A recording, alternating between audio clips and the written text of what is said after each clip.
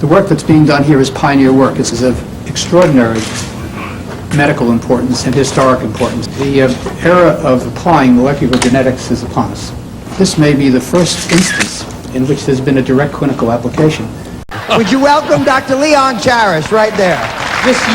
This year has seen a number of spectacular triumphs for muscular dystrophy research. We're about to meet the first family to have been initiated in a breakthrough treatment called myoblast transfer therapy, a treatment which is entirely without precedent in all of medical history. And a number of other children have been similarly treated, and the results are really very, very promising.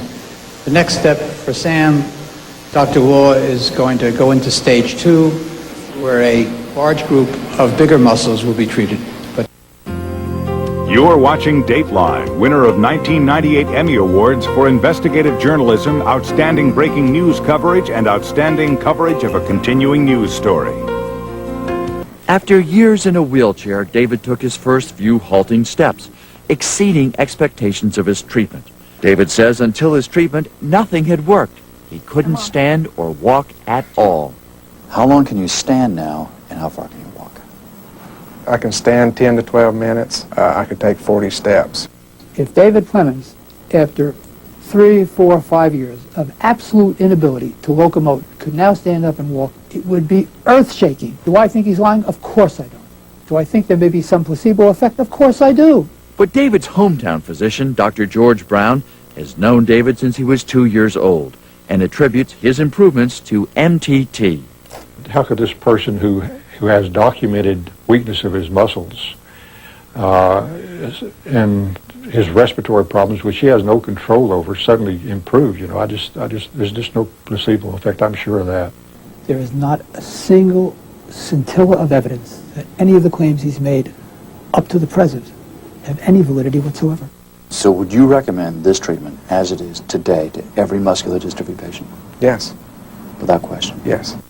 I feel like I'm gaining back my independence to a point, you know.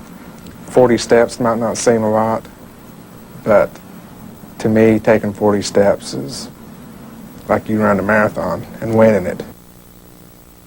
Dr. Law has filed a defamation lawsuit against several people he says criticized him publicly. As for David, he now says he's taking up to 70 steps, though with some assistance. Listen to what Leon Charash says about Peter Law today. His work is invalid. Come on. You have likened what he's doing to a snake oil operation. Yes, it's worse than a snake oil operation. What happens to the scientist who elects to work outside that system? You get crucified. You get crucified tremendously. And they will tell you that beforehand. You better stop doing it. If you don't do it, if you don't go according to us, we will nicely and cleverly destroy you. Did they tell you that? Yes, Dr. Leon Charash told me that. I don't think I used the word crucify, but I said, Peter, you're making a serious mistake. But listen to what he told Dr. Law on December 17th, 1990, 1 month before the opening of the world's first non-profit cell therapy research foundation. I still think that it would be a very important tie between with this organization and MDA. I don't think they can do it. I think it's a problem for them. Yes, I think that, you know, instead of just pushing us out and say that, look, this is something, you know, that we don't want, rather, you know, MDA could in fact be the parent organization of this. Well, they could be, but I'd be fearful that it would be the opposite. Yes. Yes. That they would assail it, I think. Yes. That's going to be their position. Yes. But, you know, after all, both of us are in the development of the treatment. And, I know. I think you're the number one scientist in the country doing this work. You will always be recognized as such, but I'd indicated to you, I fear that it's going to end up being a very ugly situation. Attempts will be made to tarnish your work. People did that even when you were working with the umbrella of the university and the umbrella of MDA and so on. Yes. Without that umbrella, you're going to the sharp knives will be brought out even faster. Scientifically, you don't need my advice. You're I mean, I'm not in your league, but in terms of this particular advice, I can give you because I know enough to say that you're going to end up. Who knows? You could end up getting a Nobel Prize for all I know, but I think you're running a risk of tarnishing your research. They're going to say that you've abandoned science to make money. Let me tell you, it's going to end up being said that you have decided to exploit your reputation and all the thousands of families with muscular dystrophy who want to have treatment, and that what you're doing is you're going to commercialize on it, and that it's going to end up being really very bad. It is not being commercialized, and well, it is... I'll tell you that that's the way it's going to sound. Who's going to be doing that? Everybody. Oh, God, that's not right. Well, I'm not saying what's right. Right. I'm not saying what's true. I'm saying what's going to happen. I know in my own heart that what you're doing it is because you want to advance the research and you're anxious to see it. But I think it's going to turn out badly. I think you may end up with charges leveled against you of a variety of different sorts, and I think you get into trouble. No matter what you say, yes, you are going to be perceived as having a profit-making facility. You're too honest, you're too decent, you've got too good a heart, you see the world in nice, clean terms. The world's not going to see you the same way as you see the world. The advantage of proceeding the way you're planning to is that you won't have your hands tied, and you can move more quickly, and you'll have the freedom to make your own decisions.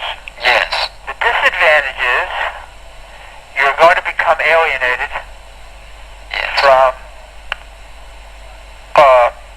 the scientific community, from the university, from voluntary agencies, and I think you will find them attacking you. And MDA will attack you. but the MDA has been supportive for The MDA this. would have to attack you more than anybody else. You're going to be crucified.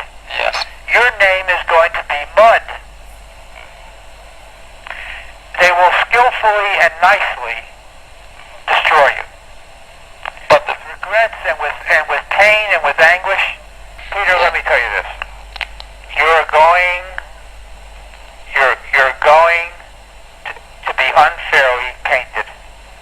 yes, I said, as an individual who is exploiting desperation of people, promising things that he can't fulfill, and utilizing his reputation to make financial profit out of it. we have no financial profit whatsoever. I know. Yes, You're going to lose your reputation. You're going to lose your career. You're going to lose your standing in the community. Peter, I think a lot of people were jealous. I've heard jealous of the way I know you were greeted with great. I wasn't in Munich, but I was told. I don't want to discuss too much, but people said that when you reached Munich, they were like you were applauded like you were, and a lot of people are jealous of that. Members of the Medical Advisory Committee and Scientific Advisory Committee of the MDA, including Eric Hoffman, Terry Partridge, and Maya Nazatz, were charged with a verified complaint for libel, slander, tortious interference with contracts, loss of prospective economic advantage, and for declaratory and injunctive relief. Following, Eric Hoffman issued a letter of retraction and apology, which reads as follows. On several occasions, I have made damaging statements regarding Dr. Peter K. Law and Cell Therapy Research Foundation of Memphis, Tennessee. These statements were made to members of the media and were carried over the University of Pittsburgh's internet site. Specifically, I made statements that impugned the personal character and scientific integrity of Dr. Law and Cell Therapy Research Foundation. I apologize publicly to Dr. Law and Cell Therapy Research Foundation for these statements, and I hereby retract them. I wish Dr. Law and Cell Therapy Research Foundation the best of success in their efforts to find a treatment for muscular dystrophy with myoblast transfer therapy.